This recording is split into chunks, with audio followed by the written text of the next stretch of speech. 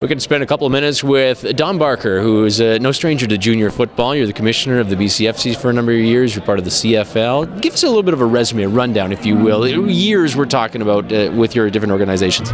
Well, I got started in officiating about 1954. I went into the CFL, well, the old conferences before the CFL was set up, in 60. Worked through till 82 on the field there. Then became director of officiating and game operations till 1994. Then I worked a few more years to helping.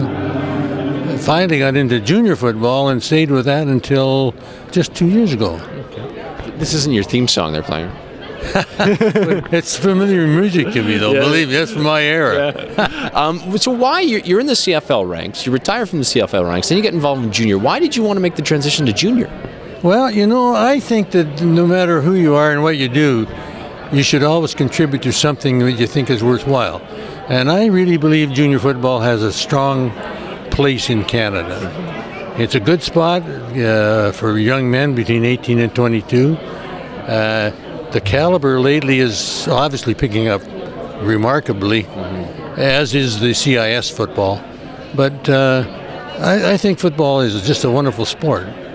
And anything we can do to encourage young people to get involved, we should do that.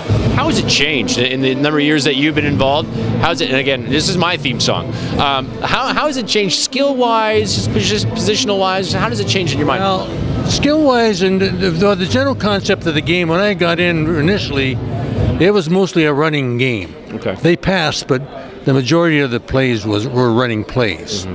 And in those days, the blocking was very, very limited, even from plays in scrimmage. And if you take it back to the year that Normie Kwan set his record, I think that was in '54, that was recently broken.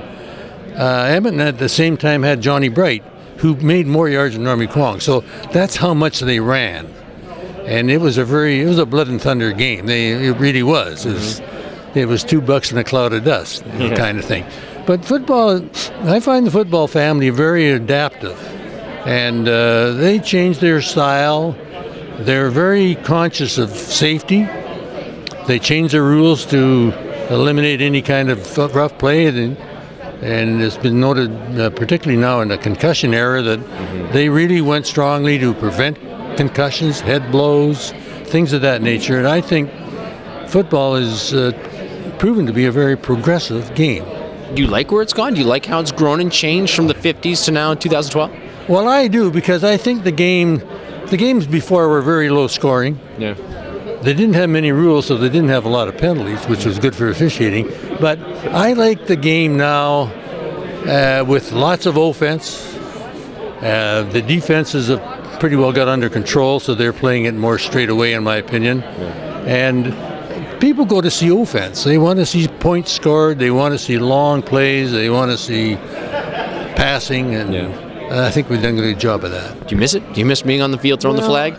I missed when I had to leave the field because I had a bad hip, but you do miss that, and because it's just a great sport and it's so much fun. Yeah. People think it was obviously we're serious about it all, but we used to have a pile of fun, and the players were great guys. And some of the coaches were a little bit unusual, but you got used to that. And we had a lot of fun. It was just a great way to spend 20 years. Thanks for doing this. Pleasure to catch up with you. Yeah, thank you very much. Don Barker, a wealth of knowledge here throughout the CJFL. Thank you so much for watching.